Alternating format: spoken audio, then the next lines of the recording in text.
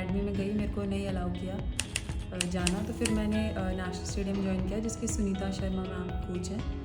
तो वहाँ से वुमेंस का मतलब क्रिकेट स्टार्ट हुआ। उसके बाद मैंने रोहतक रोड जिम खाना ज्वाइन किया, जो जहाँ पे शरवण सर, वहाँ पे लड़कियों की फ्री वो रहती थी मतलब प्रैक्टिस। और आज तक कितने साल हो गए मेरे को इस अकेडमी में, आज तक कोई फ़ीस वगैरह नहीं लगी है। तो वो बहुत लंबी जर्नी थी। मेरे को उस अकेडमी में ज्वाइन नहीं किया, मतलब लड़कों ने मना कर दिया। और उसके बाद आज वही लोग पूछते हैं कि आप कोई लड़कियां भेज दो हमारे लिए या कुछ। तो मतलब टाइम काफ़ी चेंज हुआ है।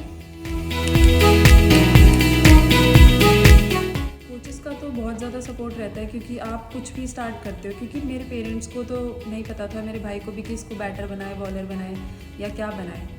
तो मैंने as a medium pacer start किया था। उसके बाद फिर मैंने बैटिंग करनी भी स्टार्ट करी। तो बैटिंग बॉलिंग तो आप फिर भी कर सकते हो कि अकेला जना होकर, लेकिन बैटिंग अगर आपको कोई कराता है तो आपको बहुत सारे लोग मिलके कराते हैं, आप अकेले बैटिंग नहीं कर सकते।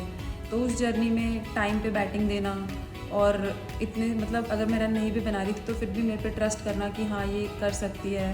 मतलब एक छोटी से छोटी चीज़ से लेके बड़ी से बड़ी चीज़ को लेके कोचेस का तो हमेशा ही रोल रहता है कि क्या करना है और क्या नहीं करना है। एक छोटा छोटा डिसीजन, जब हम रन बना रहे होते हैं या अच्छा कर रहे होते हैं तब तो हमें सब सपोर्ट करते हैं, लेकिन जो कोचेज़ होते हैं वो हमें तब सपोर्ट करते हैं जब हम कुछ नहीं होते, जब हम ग्रास रूट लेवल से जब हम स्टार्ट करते हैं। तो I think as a teacher, as a coach बहुत इंपॉर्टेंट रोल होता है। पेरेंट्स के बाद उन्हीं का ही रोल होता है। और इक्विपमेंट्स वगैरह में भी काफ़ी सपोर्ट करते हैं वो लोग। आई बिलोंग टू हरियाणा, तो वहाँ पे मतलब थोड़ा है कि लड़कियों को इतना ज़्यादा सपोर्ट नहीं मिलता। लेकिन मेरे पापा ने, मेरी मम्मी ने काफ़ी सपोर्ट किया मेरे को। क्योंकि अगर आप क्रिकेट स्टार्ट कर रहे हो और आप एक छोटे बच्चे हो, तो स्कूल में when I was in I think 6th और 7th क्लास आई स्टार्टेड, तो प्रैक्टिस पे ले जाना, उसके बाद स्कूल लेके आना, उसके बाद फिर से प्रैक्टिस पे लेके आना, और उसके बाद फिर ट्यूशन पढ़ना, और मतलब वो सारे काम जो लड़कियों के काम होते हैं मैंने आज तक नहीं करे। टाइम ही नहीं मिला, कैसे करती। तो इतना ज़्यादा बिजी शेड्यूल रहता था। और उसके बाद फिर मेरे पापा ने सबसे बड़ा जो कंट्रीब्यूशन किया है कि मेरी पढ़ाई कभी नहीं रुकवाई। क्रिकेट के साथ पढ़ाई को बैलेंस करना बहुत मुश्किल होता है।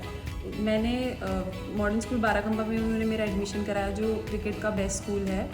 और उसके बाद फिर जीजेसन मेरी कॉलेज, जो भी क्रिकेट की एक अच्छा कॉलेज है, उसमें उन्होंने मेरे को इंग्लिश ऑनर्स कराया। फिर मास्टर्स भी करवाई इंग्लिश में।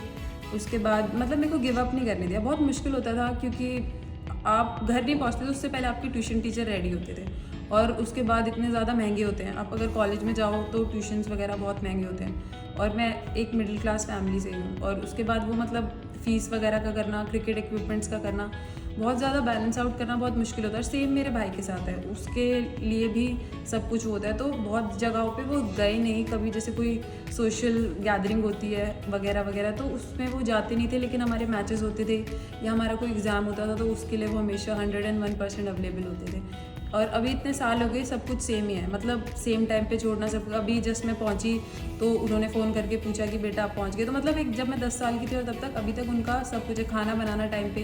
क्योंकि बहुत मुश्किल होता है कि वो भी तो थक के आते हैं। मेरे मम्मी पापा दोनों वर्किंग हैं, तो वो भी बहुत ज़्यादा थक के आते थे। तो वो ये नहीं पूछते थे कि भाई क्या खाना है, बट मतलब वो पहले से ही अपना रेडी रखते थे कि भाई अब इसको ये खाना है, अब इसको ये खाना है। मतलब as being a sports person it's very difficult. And उसके साथ आप स्टडीज़ को भी बैलेंस आउट करना, आई थिंक इट्स डिफिकल्ट। तो इट्स नॉट मी, जो मतलब मैंने ये किया है, मेरा जो हुआ है वो सिर्फ मेरी फैमिली की वजह से और कोचेस की वजह से हो पाया। अकेले तो I really don't think so कि बीइंग अ गर्ल मैं कर सकती थी, बट उनकी वजह से ही ये सब पॉसिबल हो पाया।